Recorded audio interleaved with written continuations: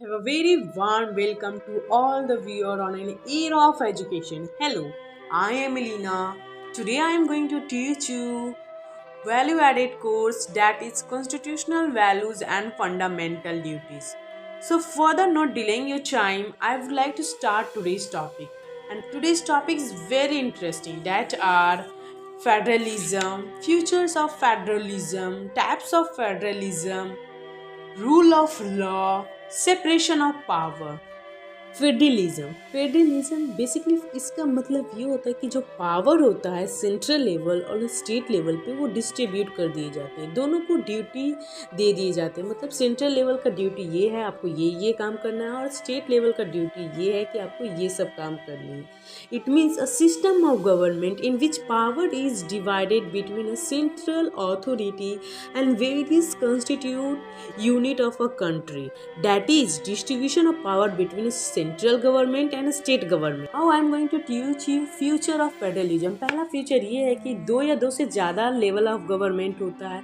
दूसरा फ्यूचर को समझाने के लिए मैं एक एग्जांपल लेती हूँ कि जैसे एक मध्य प्रदेश स्टेट है, तो मध्य प्रदेश स्टेट को रन करने के लिए सेंट्रल गवर्नमेंट कुछ प्रोग्राम लॉन्च कर लेंगे, तो वो भी काम वहाँ करेंगे। स्टेट लेवल का जो गवर्नमेंट होंगे कुछ अवेयरनेस प्रोग्राम लॉन्च करेंगे, तो वो भी वहाँ काम करेंगे। और जैसे एक इंदौर सिटीज़ हो गया, तो वहाँ के जो म्यूनिसिपल कॉर्पोरेशन ऑफ जो इंदौर का रहेंगे वो भी कुछ ना कुछ अपना प्रोग्राम लॉन्च करेंगे। तो वो तीनों लेवल ऑफ गवर्नमेंट वहाँ काम करेंगे, सेंट्रल लेवल पे भी, लोकल लेवल और स्टेट लेवल, वो तीनों लेवल वहाँ काम करेंगे।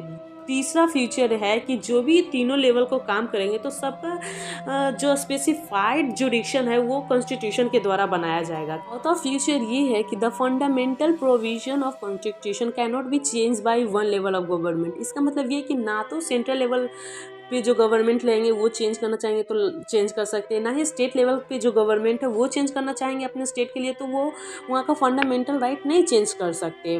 पांचवा फीचर है कि अगर सेंट्रल और स्टेट लेवल के बीच में कुछ मतभेद होती है तो उस जगह कोर्ट जो है वो काम करेंगे वो दोनों की कॉन्फ्लिक्ट को दूर करने के लिए। छठा फीचर ये है कि जो भी काम हो रहा है सेंट्रल लेवल के द्वारा, स्टेट लेवल के द्वारा या फिर लोकल लेवल के द्वारा, तो उसके लिए काम करवाने के लिए रेवेन्यू का ज़रूरत पड़ता है। सातवां फ्यूचर ये है कि ऑब्जेक्टिव है कि जो ये फ्यूचर ऑफ फेडरलिज्म है इसका क्या ऑब्जेक्टिव है। तो पहला ऑब्जेक्टिव है यूनिटी, दूसरा ऑब्जेक्टिव है diversity. I am going to teach you types of federalism. Basically दो प्रकार का फेडरलिज्म का प्रकार है, एक कमिंग टुगेदर फेडरलिज्म, दूसरा holding together federalism. Coming together में है कि बहुत सारे इंडिपेंडेंट स्टेट है जो वो कंबाइंड होते हैं और एक बिग यूनिट बनाते हैं। तो हर एक स्टेट को इक्वल पावर दिया जाता है, स्टेट लेवल हो या फिर सेंट्रल लेवल गवर्नमेंट है, वो वहाँ का पावर जो है इक्वली डिस्ट्रीब्यूटेड है। इसमें एग्जांपल है यूएसए, ऑस्ट्रेलिया, स्विट्जरलैंड। दूसरा है जो होल्डिंग टुगेदर फेडरलिज्म है, इसमें ये है कि बहुत ऐसे बड़े बड़े देश हैं वहाँ का जो है वो पावर डिस्ट्रीब्यूट कर दिए जाते हैं सेंट्रल लेवल पे और स्टेट लेवल पे। तो जो पावर होता है वो अनइक्वल डिवाइड होता है, सेंट्रल लेवल गवर्नमेंट जो होते हैं उनको ज़्यादा पावर मिलते हैं। इसमें एग्जांपल है इंडिया, बेल्जियम, स्पेन। अब ये बात ज़रूरी है जानना कि पावर शेयरिंग क्यों ज़रूरी है भाई। तो पावर शेयरिंग इसलिए ज़रूरी है कि वो जो रिड्यूस करता है कन्फ्लिक्ट बिटवीन स्टेट और बिटवीन डिफरेंट रिलीजियस है कि ये मोरल स्पिरिट ऑफ डेमोक्रेसी को मेंटेन करता है। I am going to teach you rule of law. इसमें बेसिकली दो एक्सपोनेंट है, एक दिया गया है एडवर्ड कॉक के द्वारा और एक दिया गया है एवी डाइस के द्वारा। एडवर्ड कॉक जो है वो ओरिजिनेट किए थे रूल ऑफ लॉ को और एवी डाइस जो है वो डेवलप्ड किए थे रूल ऑफ लॉ को। इसमें तीन प्रिंसिपल है। पहला प्रिंसिपल है सुप्रीमेसी ऑफ लॉ। इसका मतलब यह है कि everything govern according to law. जो भी काम हो रहे हैं स्टेट लेवल पे, सेंट्रल लेवल पे या फिर लोकल लेवल पे, वो सारा जो है वो काम किया जा रहा है एक लॉ के द्वारा। तो पॉइंट है इक्वलिटी ऑफ लॉ। बेसिकली इसमें आर्टिकल जो 14 है उसमें बात किया गया है कि every one are equal before law, whether you are belong from rich classes, whether you are belong from lower classes या whether you are from upper caste और lower caste, all are equal before law. Third point है predominance of legal speed.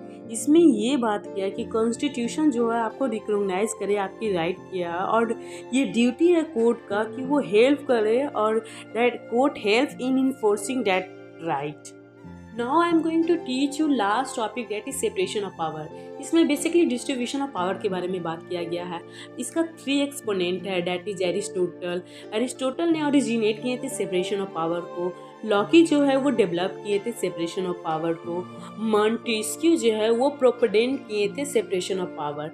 Montesquieu जो है वो अपनी book में लिखे थे, द स्पिरिट ऑफ लॉ एक बुक उनका था, उसमें लिखे थे कि जो फ्री डेमोक्रेसी होता है उसमें गवर्नमेंट जो है वो 3 लेवल पे काम करते हैं, that is legislature, executive, judiciary. Legislature का काम है टू मेक लॉ, एग्जीक्यूटिव का काम है कि वो लॉ को इम्प्लीमेंट कराए, और जो जुडिशरी के काम है वो comprises of court system.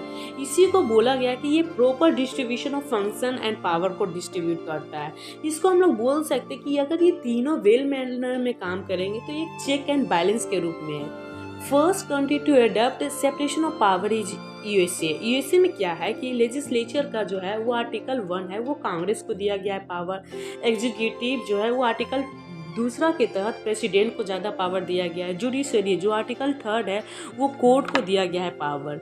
India में क्या है कि लेजिस्लेचर पावर जो है वो पार्लियामेंट को दिया गया है। एग्जीक्यूटिव पावर जो है वो प्रेसिडेंट उसका हेड रहते हैं, और जो जुडिशियरी पावर है वो सुप्रीम कोर्ट, हाई कोर्ट और सबऑर्डिनेट कोर्ट को दिया गया है। केस है इंदिरा नेहरू गांधी वर्सेस राज नारायण। इसमें ये है कि उन्होंने बोला था कि इंडिया में जो है वो बॉर्डर सेंस में पावर डिस्ट्रीब्यूटेड है, whereas in USA rigid और बहुत स्ट्रिक्ट सेंस में पावर डिस्ट्रीब्यूटेड है। Division is possible in many case, मतलब ये बहुत तरह के कॉन्फ्लिक्ट भी कर सकते हैं इसका, जैसे कि प्रेसिडेंट की इम्पीचमेंट जो है वो लेजिस्लेचर के द्वारा किया जाता है, और आर्टिकल 30 जो है वो लेजिस्लेटर के द्वारा लॉ बनाया जाता है, और जुडिशरी उस लॉ को रिव्यू भी कर सकता है। That's all, thank you.